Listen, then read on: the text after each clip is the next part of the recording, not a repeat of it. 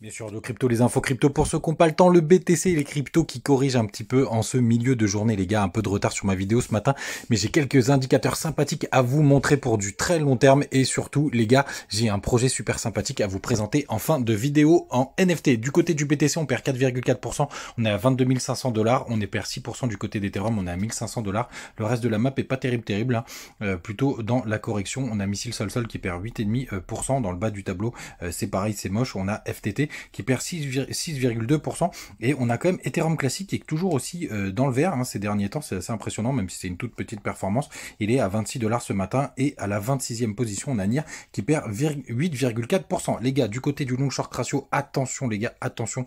Les longs sont repassés majoritaires. Vous voyez juste ici. On est à 52%, hein, donc c'est pas le Pérou, donc il n'y a rien de très dramatique. Mais en tout cas, ça explique cette petite correction qu'on a juste là. D'ailleurs, moi je voulais rentrer en short hier, mais je suis rentré un petit peu tôt. Et j'avais placé un stop, je me suis le fait prendre, donc enfin bref, c'est la vie. Du trading, et vous voyez sur le CV des spots, là pour l'instant ça accompagne pas du tout, il n'y a pas du tout d'achat sur le spot les gars, donc vraiment très grande vigilance. L'indicateur super sympathique que je voulais vous montrer à long terme, vous le connaissez forcément, c'est le MACD qui est juste ici, et le jour où ça croise en weekly, c'est plutôt des bonnes nouvelles. Alors on a eu un fake signal juste là, hein, souvenez-vous, il y a eu pas mal de pièges quand on avait ce W weekly, mais en général, dans la grande majorité des cas, pour le coup, surtout quand il est très bas, c'est très positif. D'ailleurs, il a jamais été aussi bas quand on prend l'historique du BTC. Vous voyez juste ici, ça a été un super signal. Et en plus, on avait eu un faux signal, je viens de remarquer là juste avant un très gros signal. Et ça, c'était plutôt une bonne nouvelle. Et là, je suis en train de me dire qu'on est en train potentiellement de faire la même configuration, les gars. Donc vraiment, en weekly, regardez-le bien. Celui-là, c'est plutôt sympathique. Et évidemment, demain, on ira voir la clôture weekly. Et pour l'instant, c'est quand même pas trop mal, les gars. On a quand même une belle bougie verte, hein, même si on se fait repousser ce matin, ou en tout cas si on est un peu dans le rouge ce matin. Ce que je voulais vous montrer aussi, c'est le Ichimoku. Je vais virer maintenant le MACD,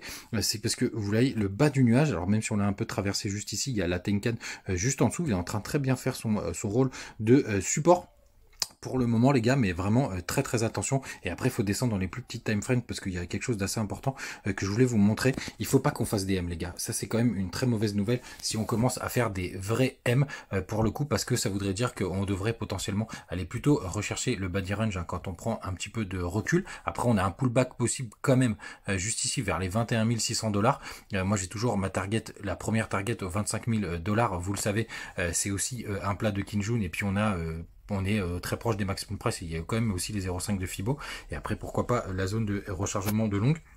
Mais en 4 heures, je suis pas trop fan. Si on fait des M, et vous voyez, ce serait bien qu'on n'aille pas clôturer, même si on est juste en dessous, là, on y est presque. Mais bon, pour avoir une petite chasse au stop, parce qu'il y a beaucoup de stops qui doivent être placés juste sous cette mèche, donc vers les 22 300 $, grosso merdo.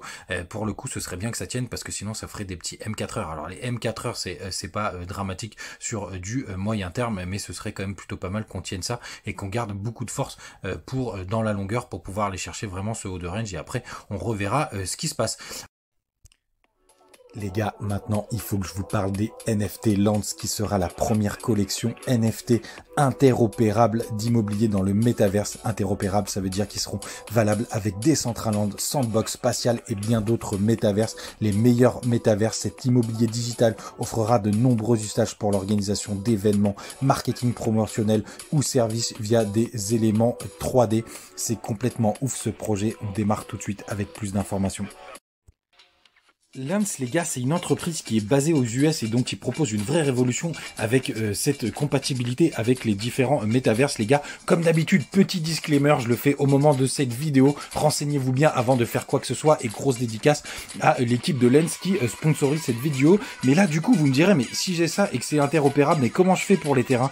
Eh ben, les gars, non, vous n'avez pas besoin d'avoir des terrains, de propriété de terrains dans le métaverse, puisque dès que vous avez un NFT, vous allez avoir accès à des terrains prime, c'est-à-dire que ça appartient au Lance Club. Lance Club, vous en ferez partie dès que vous avez un NFT, et qui peuvent vous mettre à disposition justement les terrains prime dans les différents métaverses. Ils en ont dans chaque métaverse, et là du coup c'est une super bonne nouvelle, parce que vous allez pouvoir directement utiliser ces terrains et vous appartiennent pas, donc ça c'est plutôt cool. Donc il y aura 3 types de NFT, les gars. Il y aura les villas, il y en a plus de 5000 et ce sera vendu pour 0,3 Ether. Il y a 1500 musées qui sera vendu pour 0,5 Ether, et vous avez 500 QG qui sera là pour le coup 0,7 Ether. Évidemment, vous avez vu avec la différence des prix, vous allez pouvoir faire des choses différentes en fonction de votre utilisation. À chaque fois, vous allez avoir différents types sur ces 3 niveaux de NFT.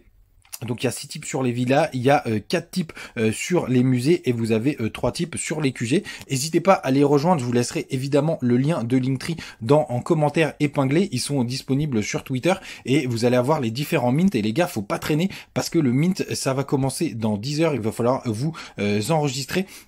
C'est le 24 juillet, donc les gars, si vous voulez rejoindre ces NFT métaverses disponibles dans tous les métaverses avec votre villa, votre QG, etc. C'est plutôt cool. Les gars, je vous invite à aller follow et n'hésitez pas à aller vous renseigner avant de faire quoi que ce soit et on se retrouve très vite. Salut!